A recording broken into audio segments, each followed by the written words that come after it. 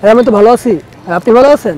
গোপালগঞ্জের যে গাছটা কাটা হয়েছিল ওই গাছের যে আত্মা ছিল এই গাছটা এখানে এসেছে। গাছ কথা বলে, যেহেতু ওর জীবন আছে গাছ কথা বলে, হয়তোবা ওটা বোঝার মতো আপনার সেই শ্রবণ শক্তি নাই। এই গাছটার কোথাও যেন কষ্ট না হয়, হ্যাঁ এই জন্য আমি এইগুলো সাজিয়েছি। মানুষ দেখবে, দেখে এই গানের লগে এবার কান পেতে তারা কথা বলবে, যদি পবিত্র হয় তাহলে সে কথা শুনতে পাবে। ও ভালো আছেন? না আমি এখন, হ্যাঁ আমি তো আপনার এখানে আসছিলাম আপনার সঙ্গে দেখা করতে।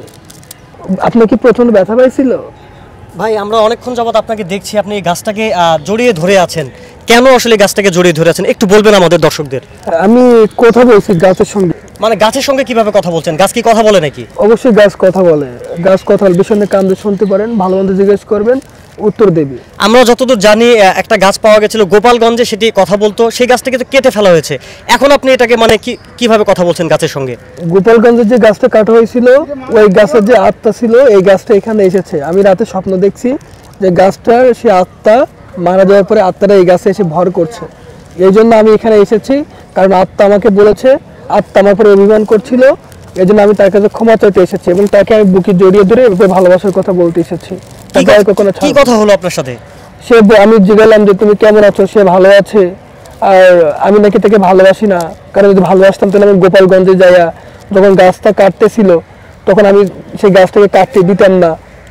তো আত্মাটা গোপালগঞ্জ থেকে ঢাকায় আসতে তার অনেক কষ্ট হয়েছে, সেজন্য সে আমাকে একটু দুঃখ প্রকাশ করতেছিল। আর যখন গাছটা কাটতেছিল প্রতিটা গাছের ওই যে কুড়ালের কোপে কোপে তার মানে প্রতিটা স্পন্দে সে কষ্ট হয়েছিল, এটা আমাকে বলছে।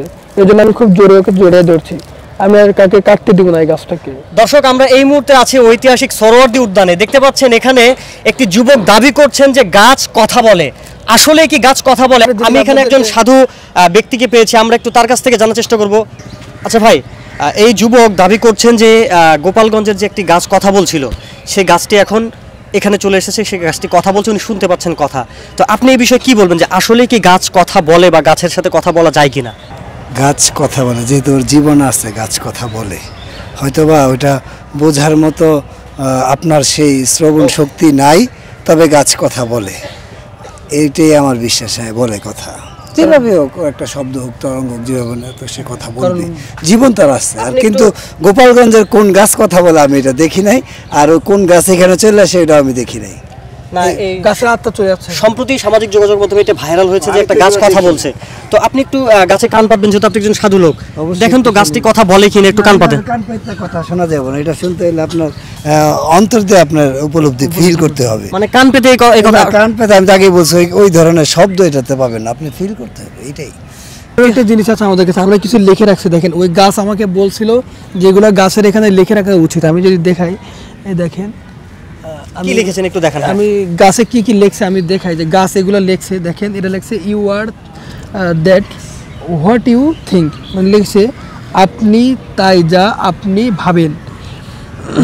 ভাবনা জগতে যে সুন্দর, স্বচ্ছ, পবিত্র, সে তাই অতিরিক্ত মোবাইল ফোন ব্যবহার আমাদের ভাবনা জগৎ চিন্তাই করে নিয়েছে। এটা আমাকে বলেছে, কারণ আমরা অতিরিক্ত মোবাইল ব্যবহার করি, তো এই জন্য আমাদের চিন্তা ভাবনা সব ওইদিকে চলে গিয়েছে। এই জন্য প্রকৃতির যেটা কথা রয়েছে, শব্দ রয়েছে, কথা বলতে পারে, এটা অনেকে বিশ্বাস করবে না।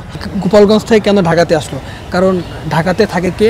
আমাদের মাননীয় প্রধানমন্ত্রী শেখ হাসিনা। কারণ তার বাবার বাড়িতে গিয়েছিল, সেখানে তাকে মানুষ থাকতে দিল না, এই জন্য ঢাকা সোহরাওয়ার্দী উদ্যানে চলে আসছে। কারণ গণভবন বলেন, প্রধানমন্ত্রীর কার্যালয় আশেপাশে আছে, ও চাইলে ওখানে মানে একটু, কারণ এখানে আসার আরেকটা কারণ আছে। আপনাদের গতকাল প্রধানমন্ত্রী শেখ হাসিনা সোহরাওয়ার্দী উদ্যানে এসেছিল, তো প্রধানমন্ত্রীকে দেখার জন্য, প্রধানমন্ত্রীর ভয়েস মানে কথাটা শোনার জন্য সে এখানে অবস্থান নিয়েছে। এই জন্য শুধু আমি কথাটা শুনতে পাচ্ছি, আর একজন পাবে, সেগুলো মাননীয় প্রধানমন্ত্রী। প্রধানমন্ত্রীও যদি চাই এখানে এসে কান দাগে সে শুনতে পাবে। আপনি কি প্রধানমন্ত্রীকে আহ্বান জানাবেন? আমি অবশ্যই প্রধানমন্ত্রীর আহ্বান চাই। আপনার বাপের বাড়ি গাছ, গোপালগঞ্জের গাছ চলে এসেছে ঢাকায়, আপনার শুধু কথা শোনার জন্য। আপনি এখানে চলে আসুন, আপনিও কান পেতে একটু শুনুন যে গাছ কীভাবে আত্মচিৎকার করছে, আপনাকে কীভাবে ডাকছে ভালোবেসে। দর্শক পুরো কথা শুনলেন, আপনাদের মতামত কমেন্ট করুন যে আসলে কি গাছ কথা বলতে পারে কিনা। যেমনটি এই যুবক দাবি করছেন যে সোহরাওয়ার্দী উদ্যানে কথা বলছে গাছ, আপনারা আপনাদের মন্তব্য কমেন্ট করবেন, আসলে কি গাছ কথা বলতে পারে কিনা। ভাই আপনি একটু এদিকে আসেন। এই ভাই দাবি করছে যে এই গাছটি কথা বলে, আপনি একটু কান লাগিয়ে কান পেতে শুনুন তো গাছ আসলে কি কথা বলে কিনা। কিছু শুনতে পাচ্ছেন গাছের কোনো কথা? না জি না, আমি তো কিছু শুনতে পাচ্ছি না ভাই।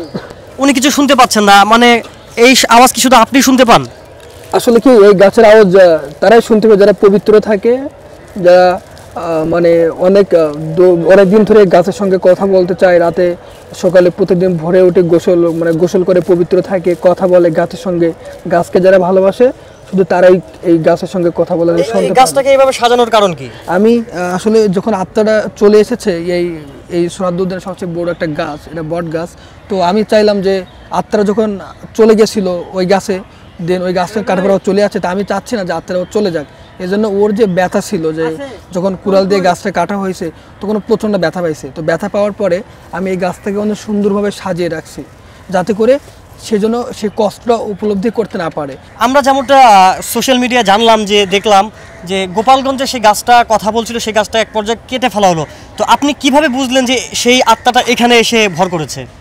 কারণ গোপালগঞ্জে যে গাছটা ছিল, সেই গাছে যখন আত্মাটা যখন কথা মানে প্রথম থেকে তো কথা বলতো না, সে আত্মারা প্রথম অন্য একটা জায়গায় ছিল, আত্মারা ওখানে গিয়েছিল, যাওয়ার পরে আত্মারা মূলত আমি প্রতিদিন সকালে ঘুম থেকে ওঠার পরে একটা গাছের সঙ্গে কথা বলতাম, তো ওই গাছটা মারা যায়, চারা গাছটা মারা যাওয়ার পরে সেই আত্মারা গোপালগঞ্জে চলে গেছিলো। কারণ গোপালগঞ্জ আমাদের প্রধানমন্ত্রীর বাড়ি, তো আমাদের মাননীয় প্রধানমন্ত্রী শেখ হাসিনা বাড়ি, এই জন্য তার বাড়িটা কেমন, আমাদের বঙ্গবন্ধু শেখ মুজিবুর রহমান ছোটোবেলা কেমনভাবে কাটিয়েছে, এগুলো দেখতে ওই আত্মারা ওখানে গিয়েছিল।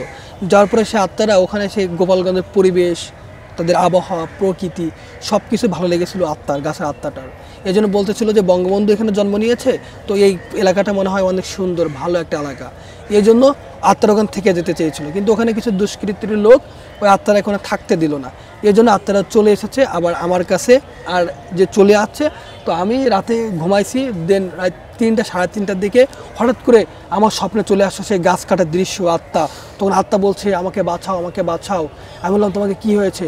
বলছে আমাকে গাছ কেটে আমাকে মেরে ফেলার চেষ্টা করছে, আমাকে ক্ষত ক্ষত জায়গায় কোপ মেরেছে।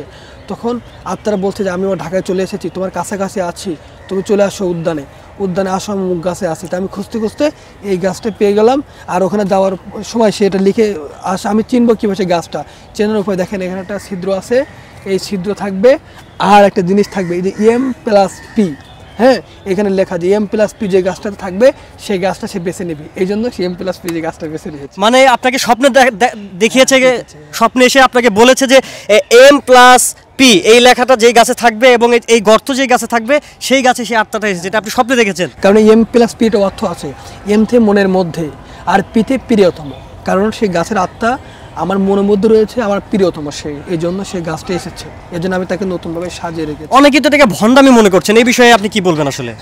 আসলে কি সবাই প্রকৃতিকে ভালোবাসে না। আপনি দেখেন যে সমাজের কিছু মানুষ আছে, তারা গাছ কেটে সেখানে বিল্ডিং তৈরি করে, গাছের গায়ে লেখে থাকে গাছ লাগান পরিবেশ বাঁচান।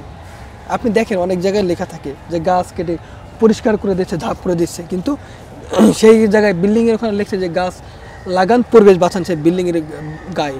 তো দুষ্কৃত কারা? যে ওরাই, যারা গাছ কেটে বিল্ডিং তৈরি করছে। কিন্তু আজকে সেই গাছে আত্মা চলে আসছে, গাছকে আমরা ভালোবাসি গাছটাকে আমরা পরিচর্যা করছি। আসলে যারা ভণ্ডই মনে করছে, আমি মনে করি তারাই ভণ্ড। এটা আচ্ছা, গোপালগঞ্জে যে গাছটাকে কাটা হলো, এই বিষয়ে আপনার মন্তব্য কি? সেটা কি উচিত হয়েছে কিনা? আমি মনে করি যে আমাদের বর্তমান বাংলাদেশে যে হারে গরম পড়ছে, যতই ওরা মানুষ ভণ্ডামি বলুক বা যতই একটা প্রভাকাণ্ডা বলুক বা কুসংস্কার বলুক, আসলে ওটা মানুষকে বোঝানো উচিত ছিল, সচেতন করা উচিত ছিল। কিন্তু একটা গাছ, আমরা কিন্তু একটা গাছ চাইলে জন্ম দিতে পারি না, একটা গাছ চাইলে কিন্তু আমরা মেরে ফেলতে পারি না। কারণ যেটা আমরা জন্ম দিতে পারি না সেটাকে কেন আমরা মারবো? গাছ থাকলে আমাদের কীভাবে রোদের তাপদাহ কমে যাবে, সে অক্সিজেন দিবে, আমরা কার্বন ডাইঅক্সাইড ছাড়বো, সেটা গ্রহণ করবে। কিন্তু যারা গাছটা কাটছে, আমি মনে করবো যে কারণে কাটুক, তারা কাজটা মোটেই ঠিক করে নেয়। তো দর্শক, আমরা এই মুহূর্তে উপস্থিত আছি ঐতিহাসিক সোহরাওয়ার্দী উদ্যানে, যেখানে এই যুবক দাবি করছেন কথা বলে এই গাছ। আপনারা আপনাদের মতামত কমেন্ট করুন, আসলেই কি গাছ কথা বলতে পারে কিনা। ধন্যবাদ।